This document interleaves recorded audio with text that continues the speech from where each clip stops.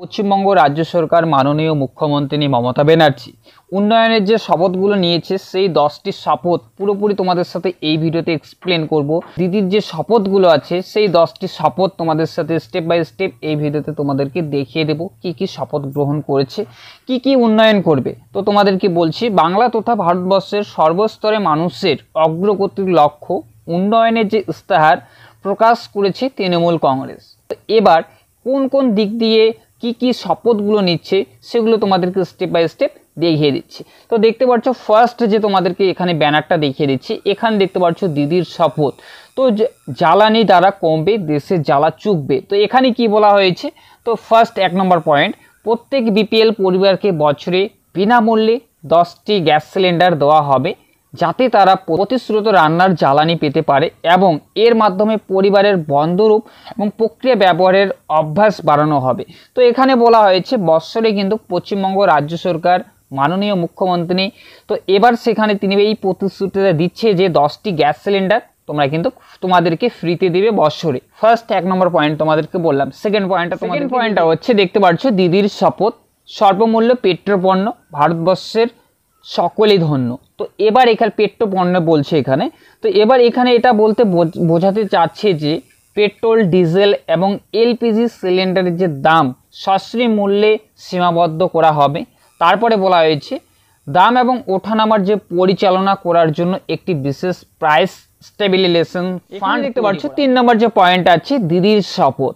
তো 3 নম্বর পয়েন্ট যেটা হচ্ছে বার্ধক্য আয়, শ্রমিকদের আয়। তো নিচে কি বলা হয়েছে দেখতে পাচ্ছ এখানে, সমস্ত জব কার্ড হোল্ডার 100 দিনের গ্যারান্টি কাজ প্রদান করা হবে এবং সমস্ত শ্রমিকরা দেশ জুড়ে দৈনিক 400 টাকা বার্ষিক ন্যূনতম মজুরি পাবে। মানে তোমাদের কিন্তু 400 টাকা করে ন্যূনতম মজুরি যেটা হয় সেটা কিন্তু দিয়ে দেওয়া হবে। তো দিদির এই শপথগুলো নিচ্ছে, তোমাদেরকে যে বললাম 10টা। তো 3 নম্বর পয়েন্টটা তোমাদেরকে বললাম। এবার তোমাদেরকে দেখিয়ে দিচ্ছি 4 নম্বর পয়েন্ট। সেই নম্বর পয়েন্টটা হচ্ছে দিদির শপথ, অনেকেই রয়েছে শাসন, এবার দুয়ারে রেশন। তো এখানে বলা হয়েছে প্রতি মাসে প্রত্যেক রেশন কার্ড হোল্ডার 5 কেজি বিনামূল্যে রেশন পাবে, চাল, গম, শস্য এবং প্রদান করা হবে। তারপরে বলা হয়েছে নিচে রেশন প্রত্যেক সুবিধাভোগীর যে তোমাদের যে রেশন সেগুলো তোমাদের কিন্তু দুয়ারে রেশন তোমরা সবাই জানো, তোমাদের যে গ্রাম আছে সেই গ্রামে কিন্তু পৌঁছে দেয় রেশন পণ্য। তো এটাই এখানে বলছে। এবার তোমাদেরকে দেখিয়ে দিচ্ছে 5 নম্বর যে পয়েন্ট আছে সেটা দেখতে পাচ্ছ দিদির শপথ, দেশ জুড়ে বাড়ি হবে সবারই। তো নিচে বলা হয়েছে দেশের সকল দরিদ্র পরিবারের জন্য আবাস নিশ্চয় করা হবে, প্রত্যেকের নিরাপত্তা এবং পাকা বাড়ি প্রদান করা হবে। তো দিদির যে শপথগুলো নিচ্ছে পশ্চিমবঙ্গ রাজ্য সরকার মাননীয় মমতা ব্যানার্জি এই যে শপথগুলো নিচ্ছে তোমাদেরকে দেখিয়ে দিচ্ছি। তো এবার কিন্তু প্রত্যেকেই কিন্তু পাকা ঘর পাবে, এই শপথটাও নিয়েছে। মানে হচ্ছে কালকেই 19 এপ্রিল 2024 থেকে স্টার্ট হচ্ছে লোকসভা ইলেকশন, আজকে হচ্ছে 18 এপ্রিল। তো দিদির যে শপথগুলো যে নিয়েছে মাননীয় মুখ্যমন্ত্রী সেই শপথগুলো তোমাদেরকে দেখিয়ে দিচ্ছি। তারপরে যে কি শপথটা নিয়েছে সেটা দেখিয়ে দিচ্ছি। তারপরে যে পয়েন্টটা হচ্ছে দেখতে পাচ্ছ দিদির শপথ, বার্ধক্য ভাতা আয় এবং নিশ্চিত এবার ফুটবে হাসির সবার অন্নদাতা। তো নিচে বলা হয়েছে যে সংবিধান এবং কমিশনের সুপারিশ অনুসারে ভারতের কৃষকের জন্য ন্যূনতম সহায়ক মূল্য প্রদানের আইন গ্যারান্টি দেওয়া হবে, যা সমস্ত ফসলের যে উৎপাদনের গড় খরচের চেয়ে কমপক্ষে 50% ধার্য করা হবে। তো এই যে শপথগুলো নিয়েছে কিন্তু তারপর যে শপথটা নিয়েছে সেটা তোমাদেরকে দিদির শপথ, নিশ্চিত ভবিষ্যৎ অর্জন, যুবশক্তি গর্জন। নিচে বলা হয়েছে 25 বছর পর্যন্ত সকল স্নাতক এবং ডিপ্লোমা হোল্ডারকে তাদের ক্ষমতা ও কর্মসংস্থান বাড়ার জন্য 1 বছরের শিক্ষানবিশ এবং প্রশিক্ষণ প্রদান করা হবে।